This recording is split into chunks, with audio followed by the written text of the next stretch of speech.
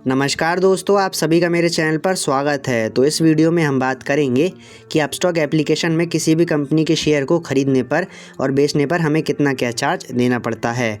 तो जैसा कि आप देख सकते हैं, हमने यहाँ पर अपस्टॉक की ऑफिशियल वेबसाइट को ओपन करके रख लिया है ताकि आपको ऐसा ना लगे कि हम आपको गलत जानकारी दे रहे हैं। तो मैं इसे नीचे करके आपको यह बताता हूँ कि हमें कितना क्या चार्ज देना पड़ता है। तो आप यहाँ पर देख सकते हैं कि आपको यहाँ पर कितना क्या चार्ज देना पड़ेगा अपस्टॉक के अंदर किसी भी कंपनी के शेयर को खरीदने पर और बेचने पर। तो मैं आपको एक बार आसान भाषा में समझा देता हूं। अगर आप अपस्टॉक के अंदर किसी भी कंपनी के शेयर को खरीदते हैं और बेचते हैं तो यहाँ पर आपको कम से कम 2.5% देना पड़ेगा और ज़्यादा से ज़्यादा 20 रुपये देने पड़ेंगे किसी भी कंपनी के शेयर को खरीदने पर और बेचने पर।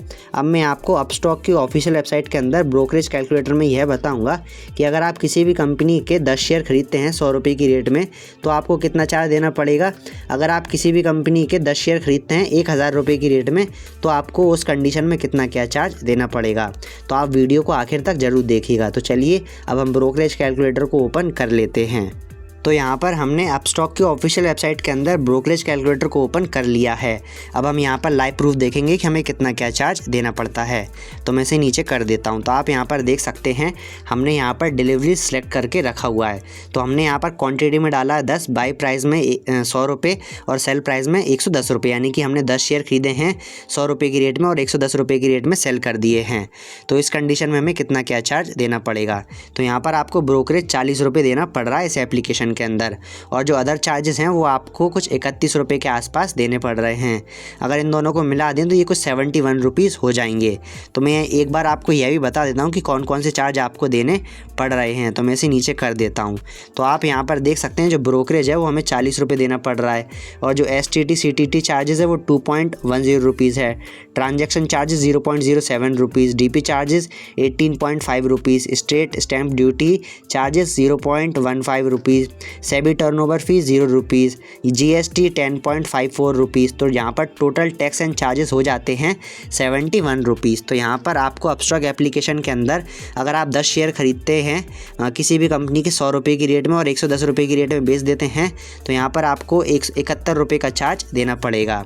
अब यहाँ पर हम देखते हैं कि अगर हम किसी भी कंपनी के शेयर को मतलब कि 1000 रुपये की रेट में ख़रीदते हैं 10 शेयर को और 1100 रुपये की रेट में सेल कर देते हैं तो उस कंडीशन में हमें कितना क्या चार्ज देना पड़ेगा। तो एक बार हम उसे भी चेक कर लेते हैं। तो यहाँ पर मैं रिफ़्रेश कर देता हूँ तो आप यहाँ पर उस चीज़ को भी चेक कर सकते हैं। मैं एक बार इसको अच्छे से आपको समझा देता हूँ। तो आप यहाँ पर देख सकते हैं हमने यहाँ पर क्वांटिटी में डाला है 10, बाय प्राइस में 1000 रुपये और सेल प्राइस में 1100 रुपये।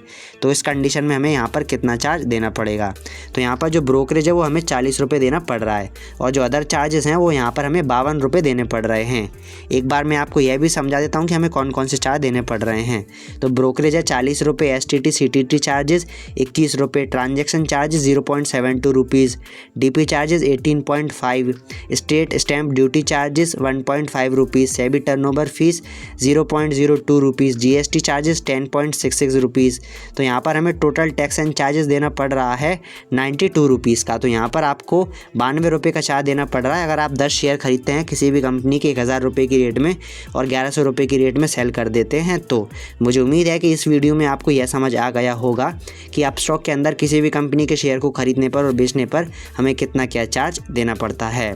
तो इस वीडियो में मुझे उम्मीद है कि आपको हर एक चीज़ समझ में आ गई होगी। अगर आप बेस्ट ट्रेडिंग ऐप और बेस्ट डीमैट अकाउंट के बारे में और अधिक जानकारी प्राप्त करना चाहते हैं तो आपको स्क्रीन पर कुछ वीडियोज़ नज़र आ रही होंगी। आप उन वीडियोज़ पर क्लिक करके बेस्ट ट्रेडिंग ऐप और बेस्ट डीमैट अकाउंट के बारे में जानकारी प्राप्त कर सकते हैं। और अगर आपको इस वीडियो में कोई चीज़ समझ में नहीं आई हो तो आप मुझे कमेंट करके पूछ सकते हैं। मैं आपकी हेल्प करने की पूरी कोशिश करूँगा। तो इस वीडियो को वहीं पर समाप्त करते हैं। धन्यवाद।